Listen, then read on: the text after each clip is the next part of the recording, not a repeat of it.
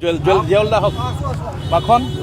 তৃতীয়টো শুনানি আজি গোটেই বিষয়ত আচলতে জুবিন গাৰ্গৰ মৃত্যু কি পাইছে এই মুহূৰ্তলৈকে চাওক কেছটো চলি আছে ডে টু ডে এতিয়া হিয়াৰিং হৈছে on the point of discharge আৰু অসম চৰকাৰৰ ফালৰ পৰা আমি যিটো স্পেচিয়েল আমাৰ প্ৰচিকিউশ্যন টীম জিয়াউল কামাৰ তেওঁ খুব নিয়াৰিকৈ কৰি গৈ আছে আজি ময়ো অসম চৰকাৰৰ মহাধিবক্তা হিচাপে আহিলোঁ মোৰ লগত আমাৰ ডাইৰেক্টৰ প্ৰচিকিউশ্যন অসম চৰকাৰ মাখন ফুকনো আছে আমি কেছটোত যাতে কোনো ধৰণৰ বিসংগতি একো থাকি নাযায় বা কোনো ধৰণৰ আকোৱাহ নাথাকে সেইখিনি আমি পৰ্যায়ক্ৰমে নিৰীক্ষণ কৰি আছোঁ আৰু আমাৰ যিহেতু প্ৰফেচনেল জিয়াউল কামাৰৰ যিটো প্ৰফেচনেল প্ৰচিকিউশ্যন টীম আছে দে আৰ ভেৰি কম্পিটেণ্ট তেওঁলোকে খুব নিয়াৰিকৈ কামখিনি কৰি আছে এতিয়া বিপৰীত পক্ষই কৈ আছে আজি কেছখিনিত মই প্ৰায় 1.5 ঘণ্টা কোৰ্টত বহিলোঁ অবজাৰ্ভেশ্যন কৰিলোঁ যাতে আমাৰ প্ৰেজেঞ্চ বা আমাৰ যিখিনি ৰোল থাকে এইটো ষ্টেজত সেইখিনি যাতে সুকলমে হৈ যায় আৰু অসম চৰকাৰৰ ফালৰ পৰা এই কেছটো টপ প্ৰায়ৰিটি দিয়া গৈছে সেইকাৰণে অসম চৰকাৰৰ মই নিজে আহিছোঁ আমাৰ ডাইৰেক্টৰ প্ৰচিকিউশ্যন আহিছে আৰু আমাৰ স্পেচিয়েল প্ৰচিকিউটৰ জিয়াউল কামাৰো সদায় ইয়াতে উপস্থিত আছে আৰু লগত আমাৰ 7জনীয়া দলটোৱে প্ৰত্যেকটো আৰ্গুমেণ্ট অপজিট বিপৰীত পক্ষে যিখিনি দিছে সেইখিনি নোট কৰি গৈছে আৰু ইয়াৰ কাউণ্টাৰখিনি তেওঁলোকৰ আৰ্গুমেণ্ট শেষ হোৱাৰ পিছত আমি দিম আৰু যদি দৰকাৰ হয় একদম শেষত ময়ো কিছুমান কথা কোৰ্টক ক'ম চাওক এতিয়া কেছটো চলি আছে এতিয়া এইটো ছাবজুডিচ হৈছে কেছৰ ভিতৰৰ কথাৰ ওপৰত আমি কোনো ধৰণৰ কমেণ্ট দিয়া উচিত নহয় because it is a sub judice matter এতিয়া ছিংগাপুৰৰ যিখন পুৰণা আদালতৰ যিটো ৰায়দান সেই ৰায়দানটোৱে অসমৰ আদালতত চাওক আমি এইখন অসম চৰকাৰে নিজৰ ফালৰ পৰা যিটো কেছ ইনভেষ্টিগেশ্যন কৰিলে on the basis of FIR Morigaon যিখন এফআইআৰ তাৰ ওপৰত ইনভেষ্টিগেশ্যন কৰি পেলাই এখন চাৰ্জশ্বিট দাখিল কৰিছে এইখনৰ লগত সিটো কেছৰ কোনো সম্পৰ্ক নাই তাতে এটা বেলেগ কজ অফ একশ্যন আছে আৰু ইয়াৰ কজ অফ একশ্যনটো এটা বেলেগ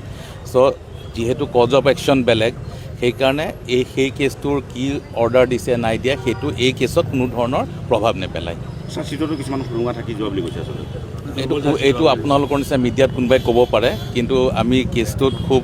এখন ষ্ট্ৰং চাৰ্জশ্বিট দিছোঁ আৰু সেইখন ষ্ট্ৰং হয় নে নহয় কোৰ্টত বিচাৰ প্ৰক্ৰিয়া আৰম্ভ হৈছে আপোনালোকে ৰৈ থাকক আৰু এসপ্তাহমানৰ ভিতৰত ডিচাৰ্জৰ হিয়াৰিংটো কমপ্লিট হ'ব তাৰপিছত আপোনালোকে গম পাব চাৰ্জশ্বিটখন কিমান ষ্ট্ৰং মহাবীৰ একুৱা আৰু বেংক একাউণ্টটো খুলি দিয়া হৈছে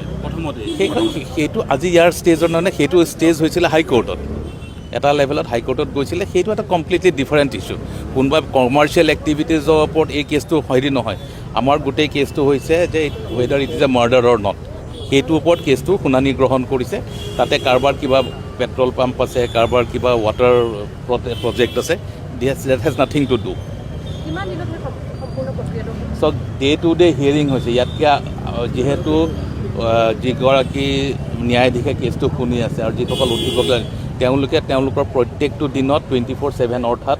ৰাতিপুৱা 10:30 পৰা আবেলি 4:30 বজালৈকে তেওঁলোকে কেছটো শুনি আছে এইটো কিমান দিন লাগে সেইটো আমি আজিৰ তাৰিখত ফ'ৰকাষ্ট কৰা দিগদাৰ কাৰণ আমি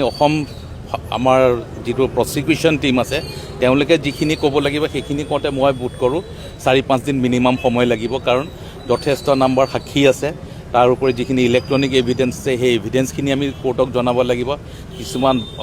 বেংক ষ্টেটমেণ্টৰ কথা আমি আনিব লাগিব তাৰ উপৰি যিবিলাক ল আছে ৰিগাৰ্ডিং পইণ্ট অফ ডিচাৰ্জ সেই লখিনি আমি কোৰ্টত প্লেচ কৰিব লাগিব মই ভাবোঁ যে তেওঁলোকে শেষ কৰাৰ পিছতো আমাৰ অসম চৰকাৰৰ যি প্ৰচিকিউশ্যন টীম আছে তেওঁলোকক হয়তো 4-5 দিন মিনিমাম লাগিব হয়তো অলপ বাঢ়িব পাৰে যিখিনি অসমীয়া প্ৰবাসী আছে তেওঁলোক এই আউটাৰলৈ আহিব যদি আপুনি সেইটো চাৰ্জশ্বিটখন পঢ়ি ল'ব চাৰ্জশ্বিটখন আপোনালোকেও চাব পাৰে আৰু সেই যিখন চাৰ্জশ্বিট দিছে তাতে উইটনেছসকলৰ নাম দিয়া হৈছে একিউজসকলৰ নাম দিয়া হৈছে আপোনালোকে সেই লিষ্টখন নিশ্চয় পাইছে সেই লিষ্টত কাৰ কাৰ নাম আছে চালে গম পাব কোন ক'ৰ হয়